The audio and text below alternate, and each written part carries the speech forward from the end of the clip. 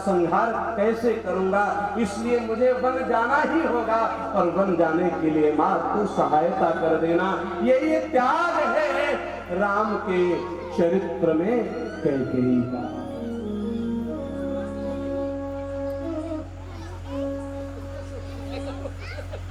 संत बड़ा दुख चिंतन करते हैं। राम जी निकल पड़े हैं महाराज, श्रृंगवेरपुर पहुंचे, निषाद राज ने स्वागत किया है। श्रृंगवेरपुर से गंगा जी के आसपास तक समस्त बालू के बड़े बड़े पहाड़ हैं। कहते हैं एक बार शाम का समय है, चांदनी रात है, चलते चलते शाम हो गई, रात्रि हो गई, तो कुछ फल इत्यादि तोड़ करके लक्ष्मण जी लाए। जो 56 व्यंजन का भोग लगाते वो राघवेंद्र सरकार आज पुष्प पल्लव से पेड़ों से तोड़ करके फल को लाया गया, उन फलों का भोग लगा रहे हैं। रात्रि का समय है। कहते हैं कि आज राम जब लेटे तो लक्ष्मण जी के नेत्र सजल हो गए। लक्ष्मण जी दौड़ करके गए हैं। एक पुआल पड़ा हुआ था जिसको हम पैरा कहते हैं, धान पीटने के बाद। कहते हैं आज राम के सर के नीचे महाराज उसकी तकिया लगाई है। महलों में सोने वाला राम आज खुले आसमान के नीचे बालका पर शयन कर रहा है। और कहते हैं इस स्थिति को देखते हुए लक्ष्मण के नेत्र से अश्रुपात होने लगा और वो अश्रु जब राघवेंद्र सरकार के चरणों में गिरे हैं, राघव ने उठ करके लक्ष्मण को हृदय से लगा दिया।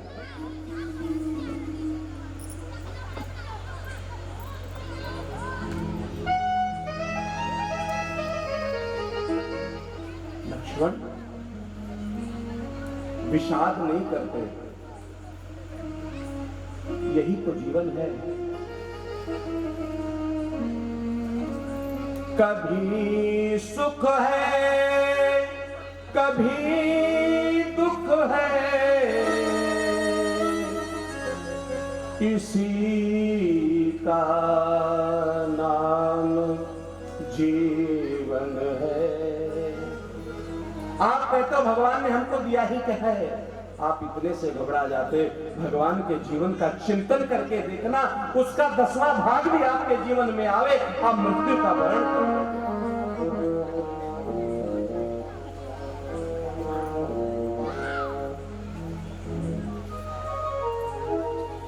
लक्ष्मण को आवेश आ गया, हो न हो भरत ने सारी योजना रची होगी। भरत को दंड दूंगा, राम ने समझाया। गंगा के सन्निकट आए हैं, केवट नाव लेकर के महाराज जा रहा था। भगवान ने आवाज लगाई, केवट ने ध्यान नहीं दिया। दोबारा आवाज लगाई, मुझे पार जाना है। जो जगत से सबको पार करता है वो आज याचना कर रहा है। मागी नाग न केवट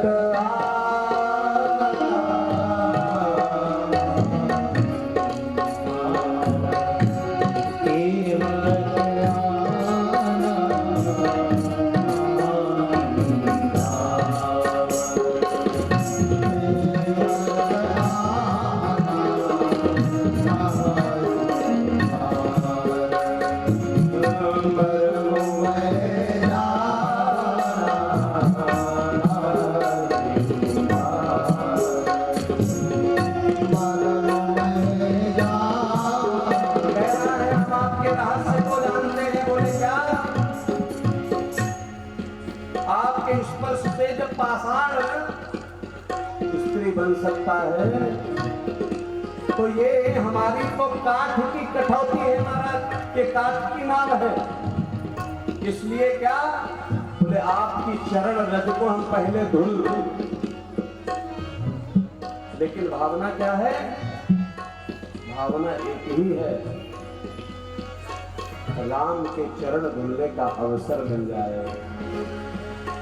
भगवान राम ने स्वीकार किया है, चरण को खुलवाया है महाराज। सीता जी को नाव में बिठाया, राम जी को नाव में बिठाया, लक्ष्मण जी को नाव में बिठा करके आज पार कर रहा है।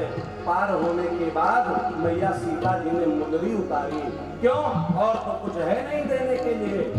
एक साम्राज्ञी के पास आज देने के लिए सौभाग्य का चिन्ह अंगूठी उतारी, तो पता है वो केवट कहता है कि प्रभु अभी हम नहीं ले सकते। वैसे तो हम दोनों का काम एक ही है। क्या? बोले आप जगत से पार उतारते हो, हम नदी से पार उतारते हैं। तो नाई से न नाई ले, इसीलिए कह रहे हैं एक दूसरे का कृत्य करने वाले लोग एक दूसरे से उपराई नहीं लेते। तो हम आपसे कुछ ले नहीं सकते। उस मुद्रिका को सीता जी ने उतारा और देना चाहा राम जी के माध्यम से, तो उस मुद्रिका को लिया नहीं। किसने? केवट ने। तो राम के पास वह मुद्रिका रह गई। वह मुद्रिका राघवेंद्र सरकार के पास आ गई। भगवान पार उतर गए। केवट ने कहा फिरती बार मोहि जो देवा, सो प्रसाद में सिर धर लेवा। चित्रकूट में आए हैं, दिव्य आसन लगाया है महाराज। भरत जी को नाना के यहाँ सूचना मिली। भरत जी को पता चला अपनी माँ को बड़ा ताड़ना दिया है। मंथरा को लात मारी और माँ से कहा जननी तू जननी भई। माँ को भी उसकी माँ को याद करके बहुत बातें सुनाई। सुमंत्र इत्यादि को लेकर के, गुरु वशिष्ठ को लेकर के, श्रीमान जनक जी के इत्यादि को लेकर के चित्रकूट धाम में आए हैं। राम से कह रहे हैं कि प्रभु आप चलकर के राज्य को संभालो, माँ की बातों को ध्यान मत दो। पिता का शरीर शांत हो गया है, उनका संस्कार करो। राम ने कहा कि नहीं, भरत पिता की आज्ञा शिरोधार्य है, मां के वचन शिरोधार्य है। हम अब वापस नहीं जाएंगे, जाने के लिए तैयार नहीं हो रहे हैं। जनक जी से कहा गया तो जनक जी ने कहा अगर इस समय मैं राम के ऊपर दबाव देता हूं तो सबको लगेगा, हो न हो ये सब जनक की योजना है कि पहले राम बाहर जाएंगे, फिर हम समझा बुझा करके वापस ले आएंगे। इसलिए जनक जी ने हाथ जोड़ दिए, हम मर्यादा का भंजन नहीं करेंगे, हम मर्यादा का संरक्षण करेंगे। यहां तक कि चाहते तो जानकी को लेकर के जनक जी जा सकते थे, लेकिन जानकी को उपदेश किया जहां राम तहां, जहां राम है वहीं अयोध्या है महाराज। अपनी चरण पादुका को दिया है, भरत जी ने मस्तक पर रखा और आज आकर के अयोध्या में आसीन की। कैसा प्रेम! एक भाई कहता है तू राजा बन जा, दूसरा भाई कहता है तू राजा बन जा। और जब दूसरे भाई को राजा बनने के लिए मजबूर किया तो अपने पदक प्राण अपने खड़ाऊ देकर के भेजा, तो राज सिंहासन पर खड़ाऊ विद्यमान है। और भरत जी कहते हैं मेरा भाई महाराज जंगल में भ्रमण कर रहा है, वनवास के दिन काट रहा है, मैं महलों में नहीं रह सकता। अयोध्या में एक स्थान है नंदी ग्राम, जहां पर नंदी रहते हैं, बैल रहा करते हैं, वहां पर जाकर के निवास करते हैं श्रीमान भरत जी। और खाते क्या हैं आपको बड़ा आश्चर्य होगा जान करके।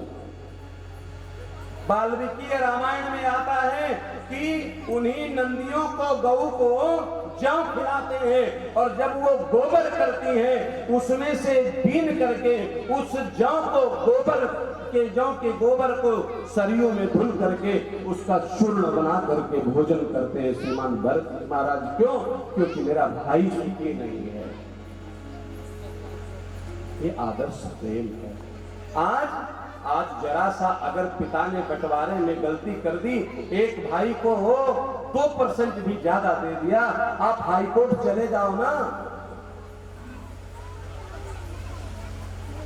आप देख करके इस दुनिया में रहना नहीं चाहोगे।